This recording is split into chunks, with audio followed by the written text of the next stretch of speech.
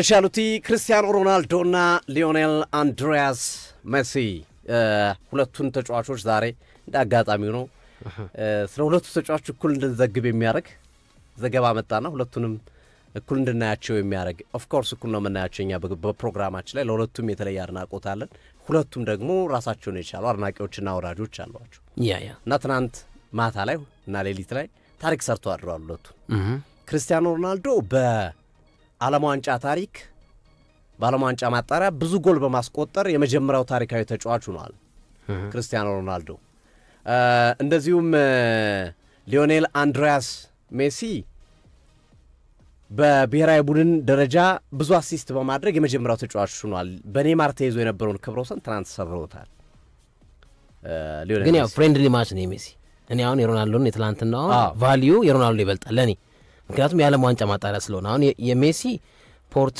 ሪኮ የተባለ ብሔራዊ ቡድንን በፍሬንድሊ ማች ላይ 6-0 አርጀንቲና ስታሸንፍ ነው ሁለት አሲስት ያደረገው ግን ቫልዩን ደግሞ ካየነው ደግሞ የሲአር7 የመልከበልካሙ ደግሞ ቫልዩ ከፍ ይላል ምክንያቱም ሀገር ወደ ዓለም ዋንጫ አታልፍም ታልፋለች በሚለው መመዘኛ ውስጥ በሚለው ማጣሪያ ውስጥ ሁለት ጎል አስቆጥሮ ከሃንጋሪ ጋር አቻ እንድትወጣ አድርጓልና ፍሬንድሊ ማች እና የዓለም ዋንጫ ማጣሪያ ላይ ተደረጉ ኢንሲደንቶች ናቸው ግን ሜሲም ደግሞ ሜሲ ነው ጥያቄ የለውም በዘመናችን አሲስት በማድረግ ጎል በማስቆጠር ምን ያላደረገው ነገር አለ ግን በትላንቱ ኢንሲደንት ግን የሮናልዶ ቫልዩ ከፍ ይላል ክርስቲያኖ ሮናልዶ ትናንት እንግዲህ በነበረው ጨዋታ ላይ ከሃንጋሪ ጋር የነበራቸው ጨዋታ ነው በእርግጥ በጨዋታው ላይ 3 ነጥብ አልወሰዱም ክርስቲያኖ ሮናልዶ ጎል አስቆጥሯል በመጨረሻዎቹ ደቂቃ ሃንጋሪ ባስቆጠሩት ጎል 2-2 አቻ ወጥቷል ይሄ አቻ መውጣታቸው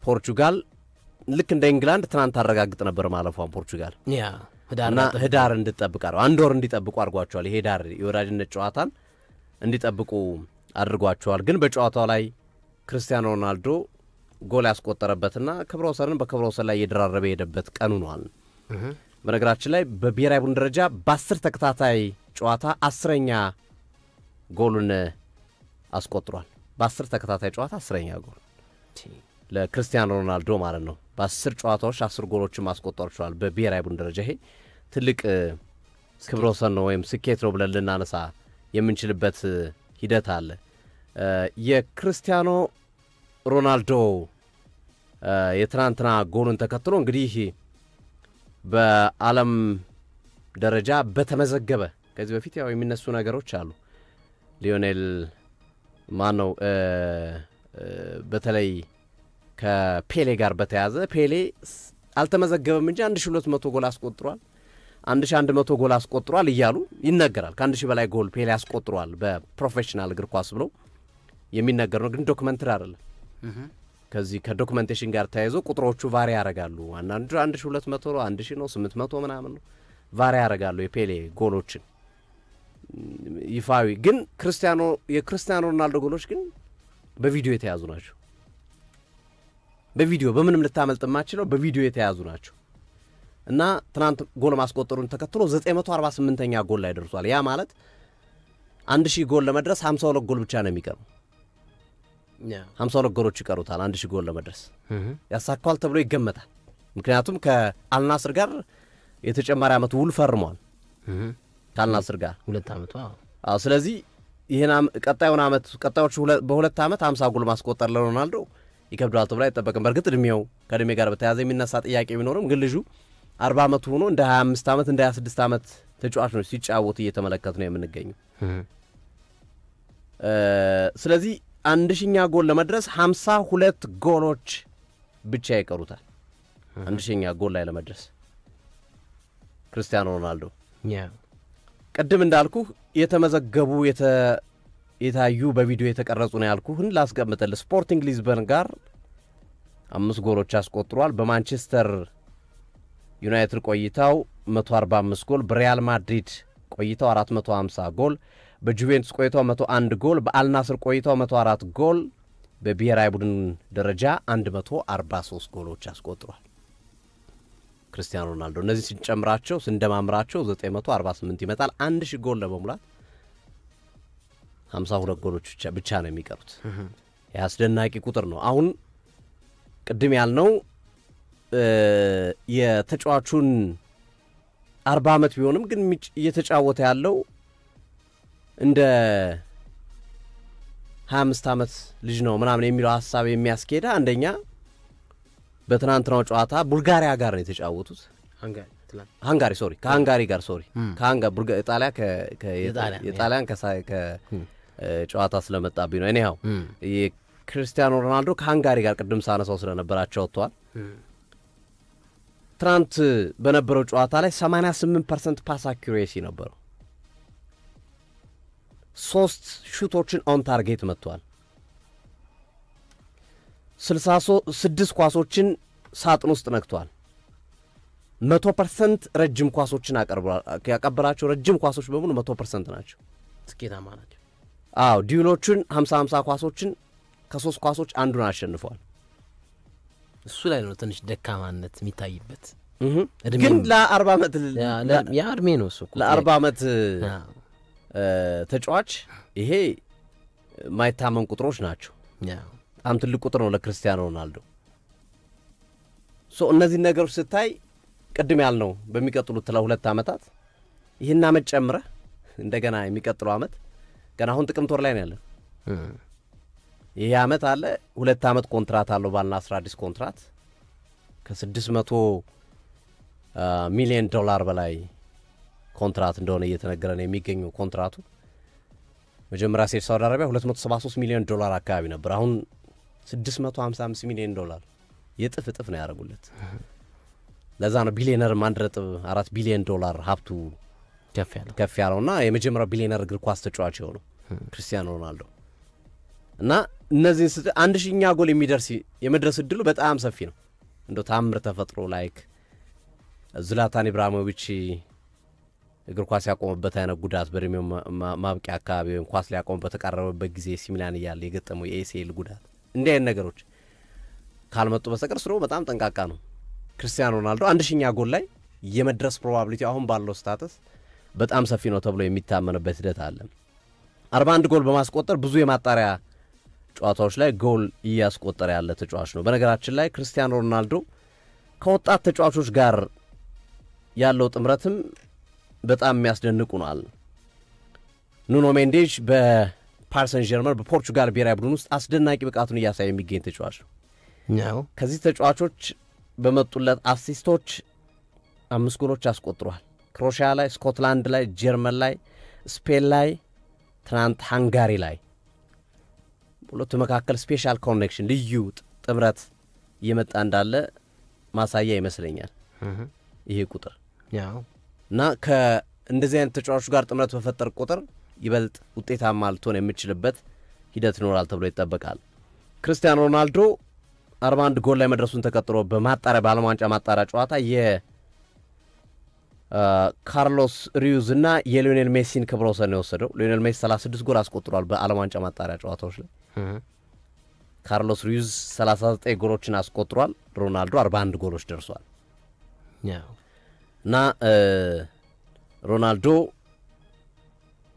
አሁን ባለበት ሂደት አሁን ባለበት እንቅስቃሴ በተለይ በዘንድሮ ውድድር ዓመት ስፔሻል ነው የመጣ ይመስላል በናሽናል ቲም ደረጃም በክለቡ አልናስርም በሊጉ ዘንድሮ ዋንጫ የሚያነሳበት እድል ሰፊ ነው እየተባለ ነው ምክንያቱም ናሊላል ናሊታድ በሚጠበቀው ልክ ጠንካራ አይደሉም ኢቭን አሰልጣኝ መቃየር ውስጥ ነው ያሉት በውጤት ማጣት ምክንያት አሸንፈዋል የቤንዜማ ቡድን አሸንፈዋል ቤንዜማ ቡድን አሸንፈዋል ያው ማወይ መሰለኝ እነ ክርስቲያኖ አወይ ሄዶ መሰለኝ አወይ ነው ያሸነፉት ይሄ ስፔሻል አመት ይሆናል ተብሎ ይጠበቃል ባልናስር የመጀመሪያው ዋንጫውን የሚያገኝበት ይሆናል ተብሎ ይጠበቃል ክርስቲያኖ ሮናልዶ እና ቁጥሮች በየቀኑ አዳዲስ ነገሮችን ይዘው እየመጡ ነው በክርስቲያኖ ሮናልዶ ቤት ውስጥ ይሄ ለየት ያለ ነገር በዚህ ተጫዋች ላይ እየተመለከተ እንገኛለን ሊዮኔል ሜሲን በተመለከተ ደግሞ በእርግጥ የገጠሙት ፖርቱሪካን ነው አነስ ያለ ሀገር ነው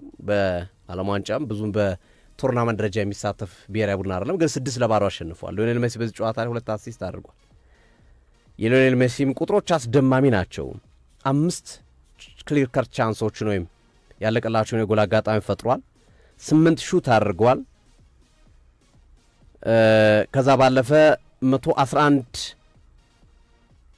ኳሶች ላይ ንክኪ ያረገበትን ሂደት እንመለከታለን 75 ፓሶችን አድርጓል ይሄም ካንድ ኳስ አቀጣጣይ አንጻር ስንመለከተው በጣም ትልቅ ቁጥር ነው ሊዮኔል አንድሪያስ ሜሲ በትልቁ የሰበረው ሪከርድ ደግሞ 60ኛ አሲስት ላይ በመድረስ የዓለም ዋንጫም በብሔራዊ ቡድን ደረጃ ማንኛውም ብሔራዊ ቡድን ደረጃ ብዙ አሲስት በማድረግ የኔይማርን ክብረ ወሰን ወስዶታል ኔይማር 58 አሲስቶች ነበር የነበሩት ሜሲ 60 አሲስት ላይ ደርሷል ይሄም እንግዲህ በዓለም ላይ ከ300 በላይ አሲስት ያደረጉ ተጫዋች የለም ሊዮኔል ሜሲ ነው ቀዳሚ አሁን 400 ሊገባ ነው 400 ሊገባ ሁለት አሲስት ብቻ ነው የሚቀረው በክለብም በብሔራዊ ቡድን እነዚህ ሁለት አሲስቶች ካረገ 400 ይገባል 300 የገባ ተጫዋች የለም ይያል ጭራሽ 400 እየገባ ነው ሜሲ ይሄ በጣም አስደናቂ ቁጥር ነው የሁለቱ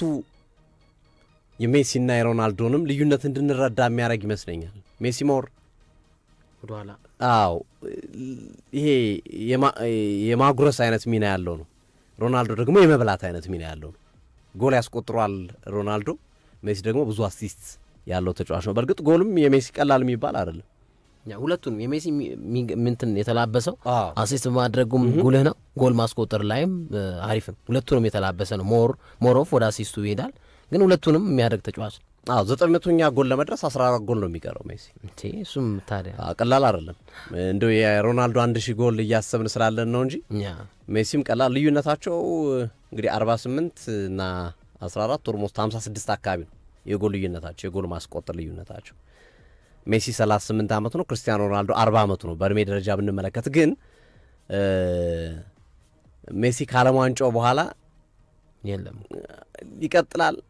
ይቀጥላልም ከዓለም ዋንጫው በኋላ በእግር ኳስ የሚለው ጥያቄ የሚያስነሳ ነው ይሆናል አይደለም ሁኔታውን የምታየው ሜሲ ሞር ጨዋታ ወደ ማጠናቀቁ ነኝ የሚል ሐሳብ ያለው ይመስላል ሜሲን ስታየው ሮናልዶ ደግሞ ቢያንስ እነዚህ ሁለት አመቶች ብቻ ሳይሆን ገና ሰውነቴ ብዙ አመት እንደምጫወት ነግረኛል ይያለ ነው በርግጥ ከተጫወትኩበት እድሜ አንፃር ጥቂት አመት ይቀረኛል ግን ስቲል አሁንም የተወሰኑ አመታቶችን እጫወታለሁ የሚል ነገር አለ በእድሜ ሜሲ አነስ ያለ ቢሆንም ሮናልዶ አሁንም እየተጫወተ ሊቀጥል ይችላል ሜቢ ምናልባትም ቀድሞ ሜሲ ጫማ ሊሰቅል ይችላል የሚሉ ግምቶች አሉ በስፖርት ተንታኞች ዘንድ ስትመለከት ሜሲ ቀድሞ ሊሰቅል ይችላል ጫማ የሚሉ ሐሳቦች ይነሳሉ ግን ዝሮ የእድሜ ልዩነት አላቸው ሁለቱም ሜሲ 38 ሮናልዶ 40 አመት ላይ ከመገኘታቸው ጋር ተያይዞ ማለት ነው ስለዚህ ለሁለቱም እንግዲህ ትናንት እንዲህ አይነት ቆንጆ ምሽቶችን ያሳለፉና ለእግር ኳስ ቤተሰቡ ድምቀት የሆኑበት ምሽት ነበር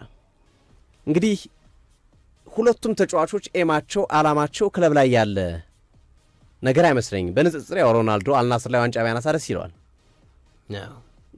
በዋንጫ ቢያጠናቅቅ በአልናስር ያለውን ቆይታ እንደሚደሰት ሙን ነው ክርስቲያኖ ሮናልዶ ሜሲ በኢንተር ሚያሚ በተወሰነ መንገድ ዋንጫ ቢያገኝ የሚጠላ አይደለም ደስ ይላቸዋል ሁለቱ ግን አጥብቆ የሚፈልጉት ለምሳሌ አሁን ተጫዋቾችን ስታነሳ አሁን ላይክ ኑኖ ሜንዴዝ ብትል ለምሳሌ በፓሪስ ሰን ጀርመን ትልቅ ስኬትን ይፈልጋል በብሔራዊ ቡድን ደረጃም ትልቅ ስኬትን ይፈልጋል ለዘሰም ብዙ ተጫዋቾችን ብትጠራ እንደዚህ አይነት ስሜት ነው ያላቸው ሮናልዶና ሜሲ ግን ከክለባቸው በላይ በዚህ ሰዓት ብሔራዊ ቡድን ላይ የሆነ ታምር መስራት ነው የሚፈልጋሉ ስፔሻሊ ለክርስቲያኖ ሮናልዶ ይሄ አመት የተለየ ነው ያልኩበት አንደኛው ምክንያት ካዝናው ላይ ዓለም ዋንጫ የለም ሜሲ ዓለም ዋንጫ አለው አንዱ ይሄ ልዩነት ብለ መታነሳባቸው ተጫዋቾቹ ላይ ላይክ ሮናልዶ 1000ኛ ጎል ለመድረስ 52 ይቀረዋል ሜሲ እንደዚህ ብለ እንደምታነሳው በዚህኛው በኩል ደግሞ ሜሲ ዋንጫ አለው ሮናልዶ እንደዚህ ይያልክ መታነጻጽርበት ይሄ ከስኬት ጋር ተያይዞ መታነጻጽርባቸው መነጽሮች ሊኖሩ ይችላሉ ከዛ አንፃር ክርስቲያኖ ሮናልዶ ለዓለም እግር ኳስ እንዳሳየው ብቃት ሳይገባቸው ዓለም ዋንጫ ያነሱ ተጫዋቾች አሉ በነገራችን ላይ ማለት በጣም ታለንት ሳይኖራቸው ወይም በሌሎች ተጫዋቾች ተንጠልጥለው ዋንጫ ያነሱ በጣም ብዙ ተጫዋቾች ልጠራት ይችላል እነዛ ተጫዋቾችን አንስተ ሌላ ቡድን ላይ ብታረጋቸው ዋንጫ ላይ ያነሱ የማይችሉ ዓለም ዋንጫ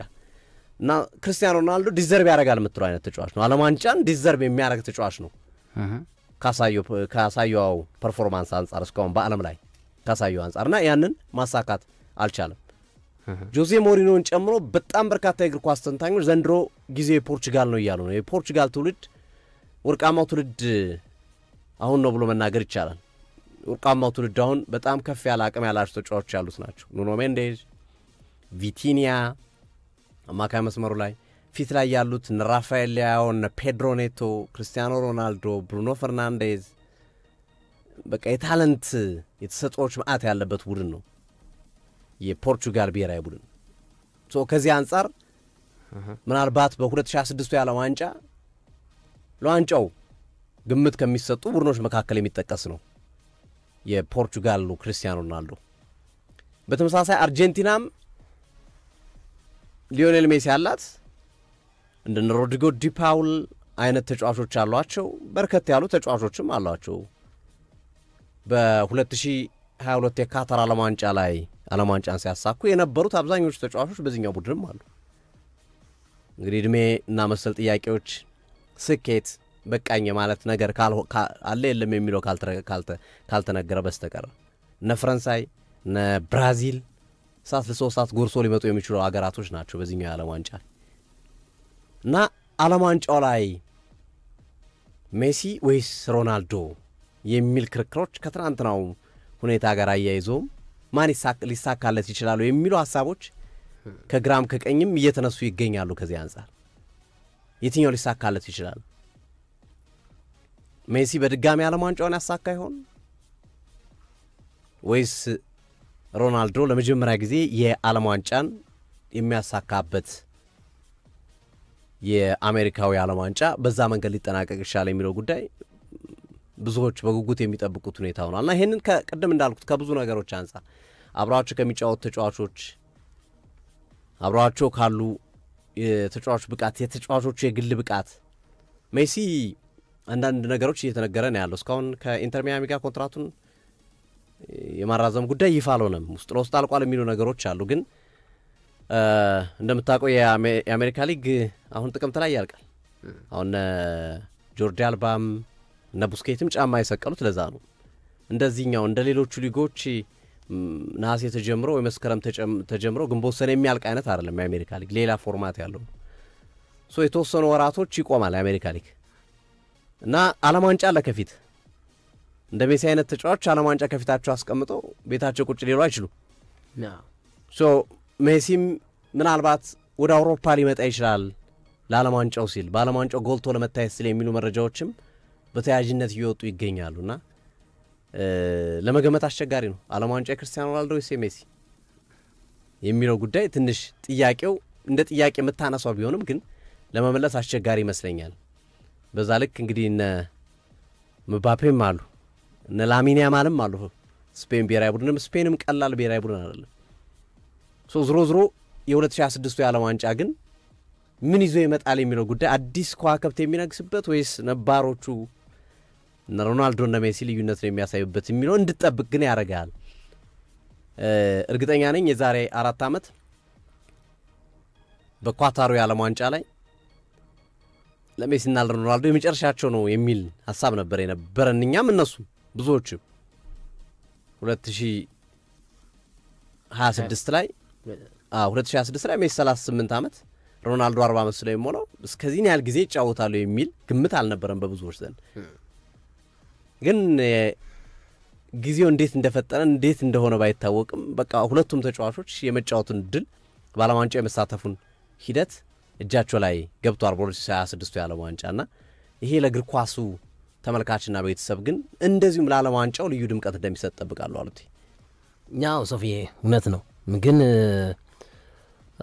ሜሲ የዓለም ዋንጫን ስላገኘ አሁን ተረኛው ሮናልዶ ቢሆን ብዙዎቻችን አንከፋም። አሁን ያለፈው የዓለም ዋንጫ ላይ የካታሩ የዓለም ዋንጫ ላይ አርጀንቲና ከፈረንሳይ ጋር ለዋንጫ ስትደርስ ሜሲ የሚወደውም ማይወደውም የአርጀንቲና ብሔራዊ ቡድን ደጋፊም የሆነ ያልሆነም በቃ ሜሲ ያላሳካው ስኬት የለም። ላሊጋ፣ ቻምፒዮንስ ሊግ፣ ኮፓ ዴል ሬ፣ ሱፐር ካፕ ምናምን ብዙ አሳክቷል። ይሄኛው ይቀረዋል ብለው ሁሉም ለሜሲ እንዲወስድ ፍላጎት ነበረው እና አሁን ዘንድሮም እኔ ሮናልዶ ቢወስድ ደስ ይለኛል ይገባዋል።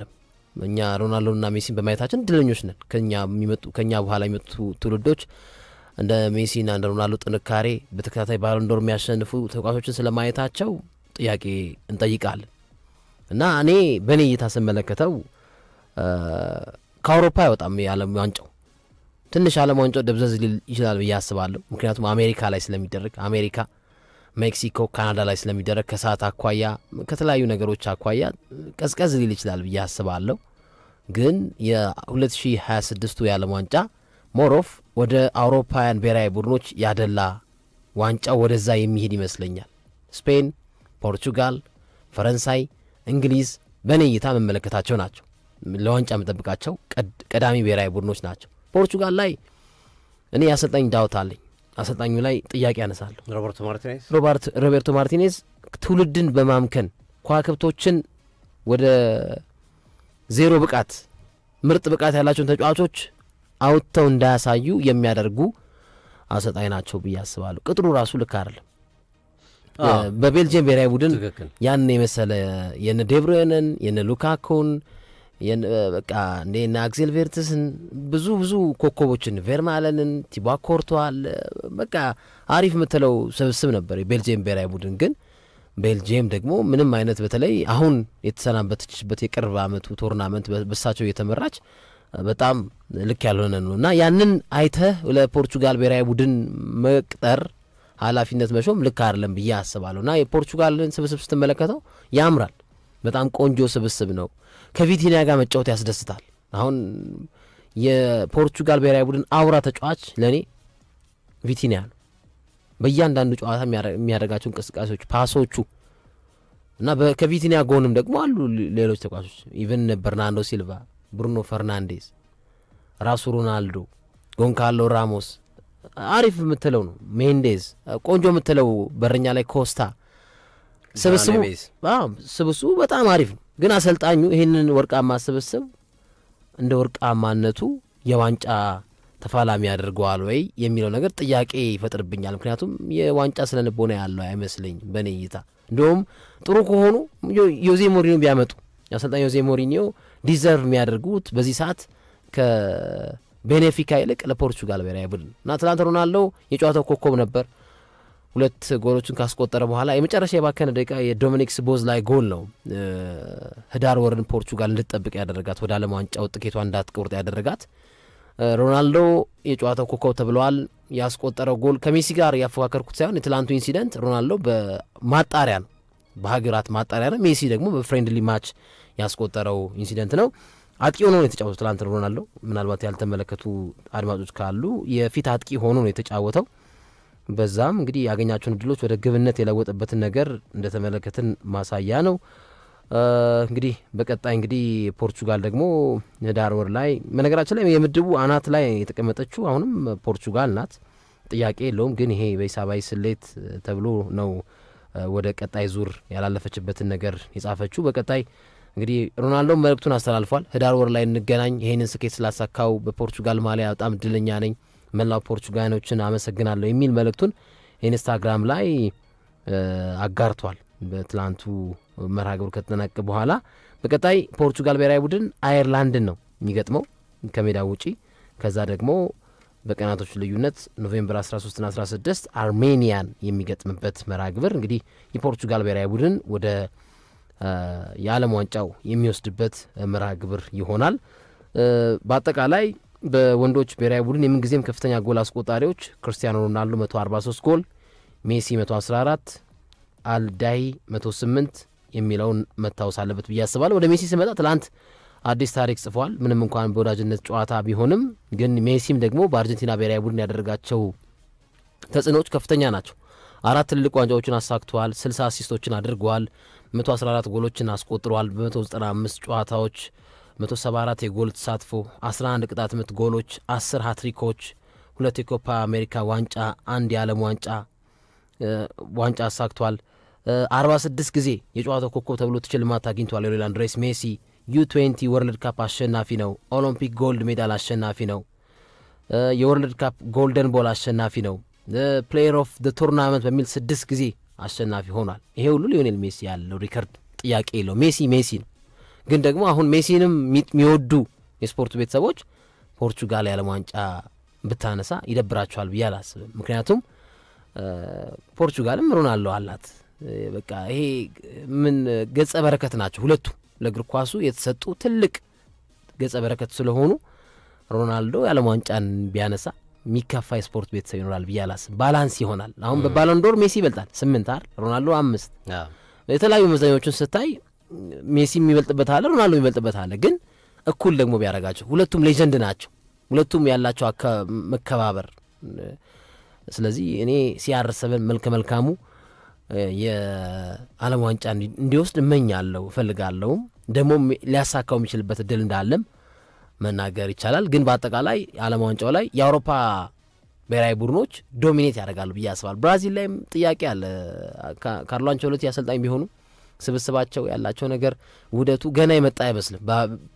በማጣሪያውም ስንመለከተው እንደውም በማጣሪያው ስንመለከተው እኮ አርጀንቲና ብሔራዊ ቡድን አሪፍ ጥሩ ተጫዋቾችን አዋቅረው የወኔ ቲም ነው የአርጀንቲና ብሔራዊ ቡድን። ሞር አሁን በእያንዳንዱ ቦታ ላይ ተጫዋቾችን ከምታወዳድርና ስለ ስማቸው ከምታነሳ ይልቅ በጣም የወኔ ቲም ነው፣ አንድ የሚጫወት ቡድን ነው። ለዛም ነው ዓለም ዋንጫውን በዛው ያሳኩት የሜሲ ብቃት እንዳለ ሆኖ ማለት ነው። ግን የ26ቱ የዓለም ዋንጫ ወደ ፖርቹጋሎች ቢሄድ እግር ኳስ ፍርዷን ሰጠች ብዬ አስባለሁ። ሜሲም ስላሳካው የሚል ሐሳብ ያለኝ። ግን ስፔን ቀላል ተጋጣሚ አትሆንም፣ ፈረንሳይ እንዲሁ፣ እንግሊዝም ቶማስ ቱሄል ጥሩ አሰልጣኝ ነው። ልክ የአምናውን አይነት ስህተት ይሳታል ብዬ አላስብም። በሳውዝጌት የነበረው ስህተት ክፍተት በእንግሊዝ ብሔራዊ ቡድን ዘንድሮ ይኖራል ብዬ አላስብም። ጥሩ ተፎካካሪ ይሆናሉ ብዬ አስባለሁ። ያው አትበላ ያለው ትውልድ እንዳይሆን ነው እንጂ እንግሊዝም እኔ ሰጣታለሁ ግምት ከፖርቹጋል ያልተናነሰ። በአጠቃላይ ግን የአውሮፓ ብሔራዊ ቡድኖች መገኛቸው በአውሮፓ ያሉ ብሔራዊ ቡድኖች ለዓለም ዋንጫው የማሳካት እድላቸው ከፍተኛ ነው ብዬ አስባለሁ። በጣም አሪፍ ተጨማሪ መረጃዎችን እዚህ ጋር አያይዘን ትናንት ነግሶ ያመሹ ሌሎች ተጫዋቾችም አሉ። ጨመር ለማድረግ ያህል ሃሪኬን 21 ጎል አስቆጥሯል። ያለነው ገና ጥቅምት ወር ላይ ነን እና አስገራሚ ጉዞ እያደረገ ነው ያለው ሃሪኬን። በጣም አስገራሚ ጉዞ ላይ የዘንድሮ ረዳማ የተለየ ይመስላል። ቡድኑ የሚበልጥ ጠንካራ እየሆነ ነው። የኤፌሶን ኮምፓኒ ቡድን ጠጠር እያለ ነው። የሉዊስ ዲያዝ መምጣት ይበልጥ አጉልቶታል። እንግዲህ በአውሮፓ ሻምፒዮንስ ሊግ በዘንድሮ ውድድር ዓመት ረጅም ጉዞ ከሚያደርጉ ቡድኖች መካከል እየተገመተ ይገኛል እና ሃሪኬን እንዲህ አይነት ጉዞ ላይ ይገኛል። ሌላው ሚካኤል ሜሪኖ ነው። ትናንት አስደናቂ ብቃቱን ያሳየው 2 ጎል አስቆጥሯል። በ4 ጨዋታ 6 ጎል አስቆጥሯልና ስፔን እንዳለ ያሸነፈችባቸውን ጨዋታ እያስቆጠረ ያለው ሚካኤል ሜሪኖ ነው። የተጫዋች 6 ቁጥር ነው የሚለብሰው። 6 ጎሎች አስቆጥሯል እስካሁን እና የሚካኤል ሜሪኖ በስፔን ብሔራዊ ቡድን ጎልቶ መታየት ብዙዎችን እያነጋገረ ነው። አንዳንዶች ታክቲካል ነው። ሚካኤል አርቴታ ከዲላፎንቴ ጋር መነጋገር አለባቸው፣ ልጁ እንዴት መጠቀም እንዳለባቸው የሚሉ ሀሳቦች እየተነሱ ይገኛሉ። ዞሮ ሚካኤል ሜሪኖ በዚህኛው ዙር ደምቀው ከታዩ ተጫዋቾች መካከል የሚጠቀስ ነው። ሌላው ማክስ ዶማን ነው። ማክስ ዶማንም አዲስ ታሪክ ሰርቷል። በእንግሊዝ ብሔራዊ ቡድን በእድሜ ትንሽ ጎል አስቆጣሪ ይሆናል። ከ19 ዓመት በታች ቡድኑ ላይ የተሳተፈው በ15 ዓመቱ ጎል ያስቆጠረ የመጀመሪያ ተጫዋች ሆኗል በእንግሊዝ ከ19 ዓመት በታች ብሔራዊ ቡድን ውስጥ እና ይህም ሌላ አዲስ ክብረ ወሰን ነው። ሌላኛዋ እንግዲህ የአፍሪካ ኩራት የሆነችው ሞሮኮ ናት። ሞሮኮ የአፍሪካ ኩራት መሆኗን ቀጥላለች። ያው እንግዲህ ሞሮኮ ግማሽ ፍጻሜ በመግባት በአፍሪካ ታሪክ የመጀመሪያው ሀገር መሆኗ ይታወሳል።